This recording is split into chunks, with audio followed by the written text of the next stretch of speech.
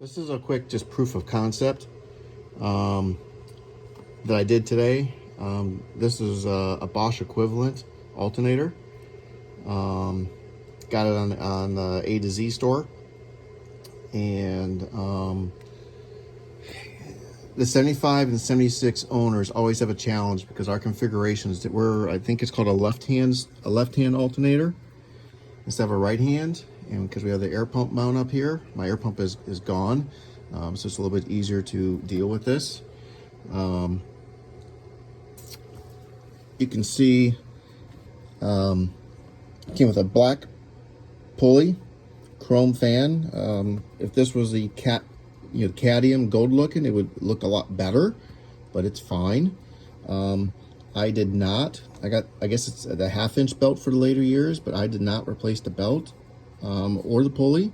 It seems to fit pretty well. The dimensions are pretty close to the original. It is a little bit bigger, so it's a little tight down in here, but it does clear. The factory plug fits on it just fine. I like that it came with a wire clip because mine's been gone for 30 years. So it's on there nice and secure. It's got 2 terminals. The larger one labeled B is for the battery. If you wanted to add a second charging line to your solenoid on your starter, this is where you would attach it. You could also attach a second line to the second post right here if you wanted to. Going from 43, 45 to 55 amps is not a huge load. As long as you got a healthy battery, I don't think you're going to overload this. When I ran the car for about 30-40 minutes, I kept putting my hand on this and it was warm, but it wasn't getting steaming hot or anything like that.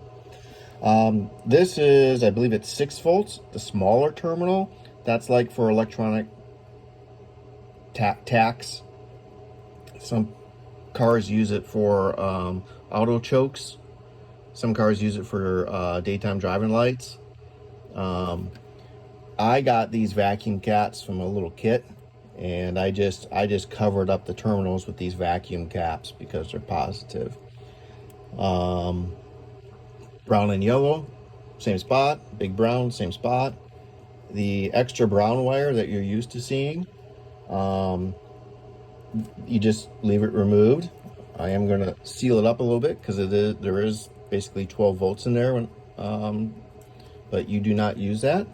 That's the voltage sensing wire, but this is all internally regulated, so it just doesn't use it. It does have a condenser thing. That's what goes in that little port right here. You do not remove it and put this brown wire in there. You do not do that. You just leave that alone. If your radio doesn't buzz with this disconnected, you can certainly remove this and not have it. I don't think it hurts anything. So yeah, this gives you a modern alternator with sealed bearings, 55 amps. And I tested it. Here's the original alternator. It still worked, although I did not have it tested to see how well it worked. The spacing and all that stuff of the new one is virtually identical. This black cap will not fit or work on the new alternator, unfortunately. It'd be nice if it did, but it does not. So that has to stay there.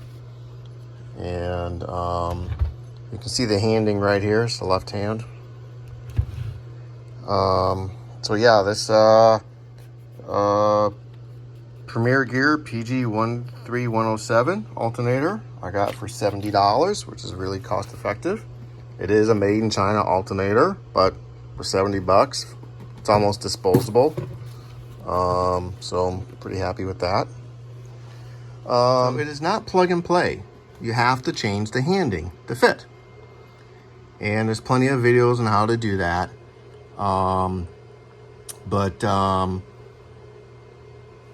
It's easier if you remove the pulley and the fan. The impact wrench takes 2 seconds. But basically what you're doing with this thing on a bench, not in a car, you're removing these 3 nuts, 1, 2, 3, and these 3 bolts. And then this half will separate from this half and it'll allow you to turn it. And so basically this end here has got 1 dog ear. This end here has got 2 dog ears. And they're the opposite for what you need to fit on a 75 to 76 TR6. And this one has got threads and this one's got a hole. So what happens is when you reclock it, it reverses. What you're doing is you're putting the dog that's got the threads and you're lining it up with this one. And then the dog ear that's got the hole in it and no threads, that goes on the bottom here. So you're just turning it, whatever it is, 50 to 40 degrees, whatever it is. The only advice I can tell you is I put it all together and I realized that the bolt was not lining up, that there is some tolerance in here, and this does not self-realign on its own. So when I put it together, these bolts were crooked a little bit like that.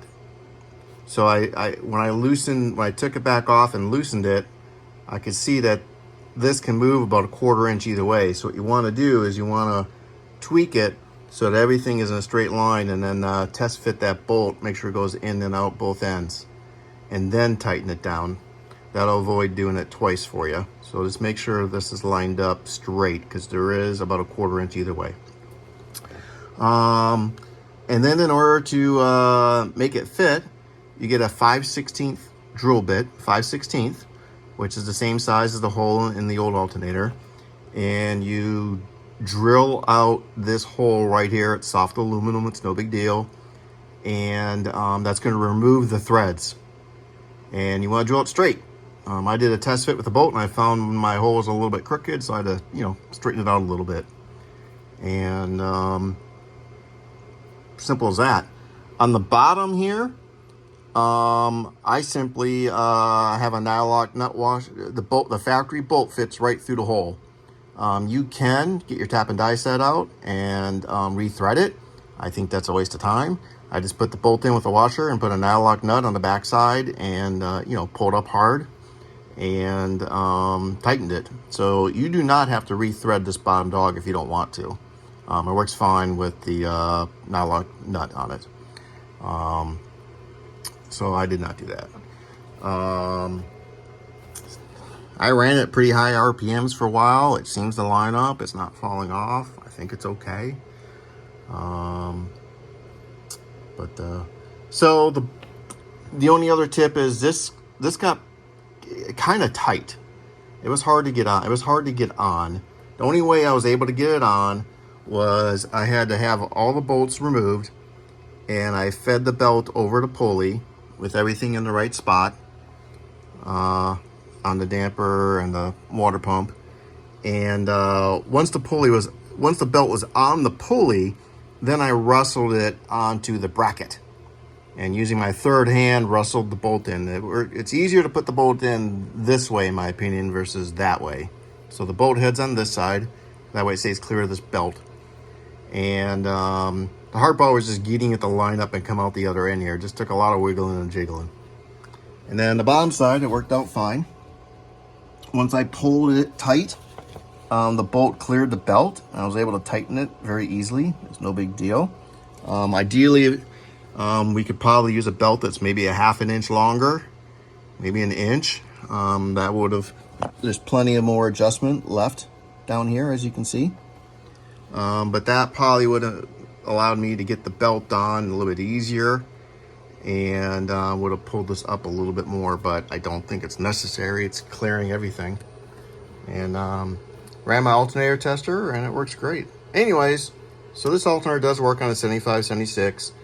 My goal was to not have to modify anything on the vehicle. So the only thing you had to do 2 things. You had to reclock this, to move these 2 dogs around. And then 2, I had to drill a 5/16 drill bit through the threads here so that the bolt can slide through. that was it. Everything else is plug and play. I hope that helps some people out there. Good luck to you.